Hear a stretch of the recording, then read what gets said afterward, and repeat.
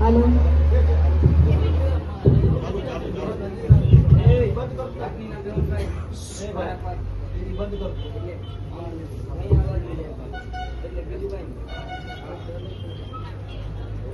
અહીં ઉપસ્થિત નાગજીભાઈ ચૌહાણ, મનસુખભાઈ ચૌહાણ જે વકીલ છે તથા સમાજના આગેવાન તથા આદિવાસી સમાજના ભાઈઓ તથા બહેનો બધાને જય જોહાર. હું એડવોકેટ ચૌહાણ જોશના, મારી ઓફિસ તાલુકા પંચાયતની સામે છે. જો કોઈ વ્યક્તિને કાનૂની સહાય માટે સલાહ જોતી હોય તો તેમને ફ્રીમાં હું આપું છું. જે આદિવાસી સમાજ છે એમને હું ફ્રીમાં સલાહ આપું છું.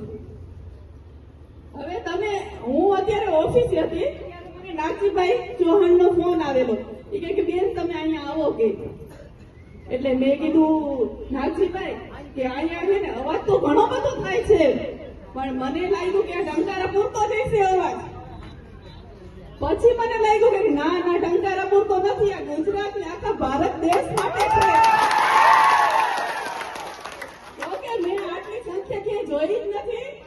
જે તમારી સમાજમાં આટલી એકતા છે એ મેં ક્યાંય હજી જોઈ નથી.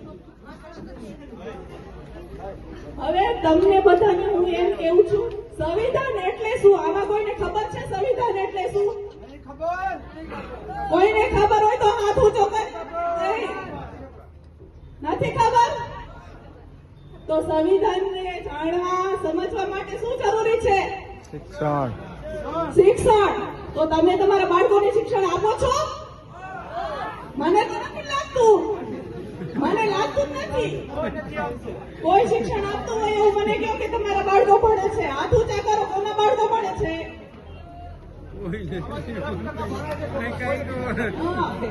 તો બંધારણ એટલે શું એ તમને નથી ખબર. પહેલા તો 100% માંથી 10% વ્યક્તિને જ ખબર છે તમારામાંથી કે બંધારણ એટલે શું, બંધારણમાં શું છે શું નહીં.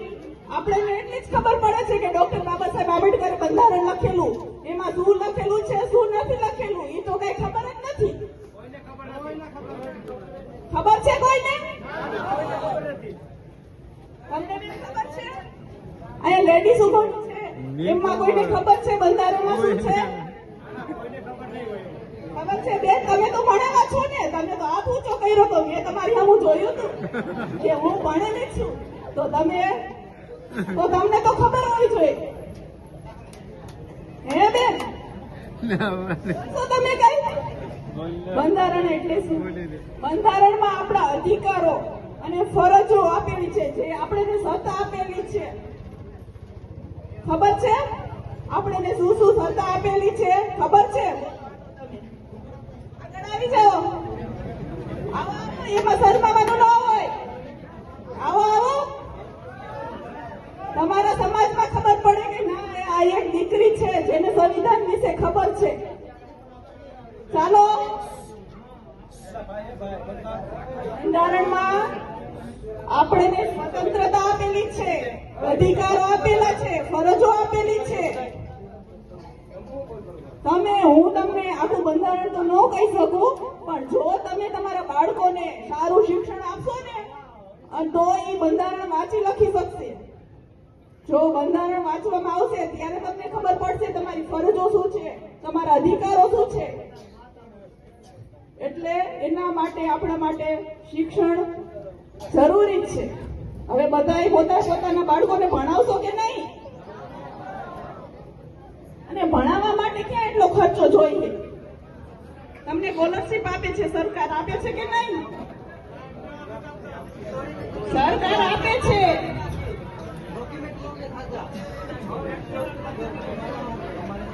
તમને ફ્રીમાં કાનૂની સહાય મળે છે. આર્ટિકલ 39 એમાં મફત કાનૂની સહાય મળે છે. તમે કોઈ પણ કોર્ટમાં જાઓ તો તમારી મફતમાં સલાહ જોતી હોય તો તમને મફતમાં સલાહ મળે. એમ ખબર છે કોઈને? ખાલી ખબર એટલી જ પડે છે, હોય હોય કરવાની ને હા હા કરવાની. એ જ ખબર પડે છે ને. એની સાંભળું છું કે ભાઈ આ અવાજ આટલો બધો શેનો છે મેં કીધું. પણ એ તમને ખાલી રાડું નાખવાની જ ખબર પડે છે, બીજી કઈ ખબર જ નથી પડતી. મારું એવું માનવું છે. સાચું છે ને? હા સાચી વાત. સાચું સાચું સાચું જ છે ને? હા. તો હવે શું કરશો તમે બધા? હું તો સમજાવું છું કે બંધારણ વાંચો. વાંચવા માટે પેલા ભણતર જોઈશે, શિક્ષણ જોઈશે. શિક્ષણ હશે તો તમે બંધારણનું પન્નું પેજ ફેરવી તમે વાંચી શકશો કે એમાં શું લખેલું છે. શિક્ષણ હશે તો તમે વાંચી શકશો, અને બંધારણ વાંચશો તો તમને ખબર પડશે તમારે પાસે શું અધિકારો છે, શું સ્વતંત્રતા છે. પછી ક્યારે કે ઓની છોકરી વહી ગઈ, હું અહીંયા ફરિયાદ કરવા જાઉં ને, ઓલા પોલીસ વાળા ફરિયાદ નથી લેતા, ઓલા આમ લઈને ઓલા પૈસા માંગે છે. જો તમારી પાસે આ બધું નોલેજ હશે ને તો ક્યાંય તમારે પૈસા ખર્ચવાની જરૂર નથી. સમજ્યા? બસ. અને વધારે કઈ સલાહ જોતી હોય તો મારી ઓફિસ તાલુકા પંચાયત સામે છે, તો ત્યાં આપ લોકો આવી શકો છો. ફ્રીમાં કાનૂની સહાય આપીશું તમને. અસ્તુ, બસ એટલું જ કહેવાનું હતું મારે. Thank you. આભાર.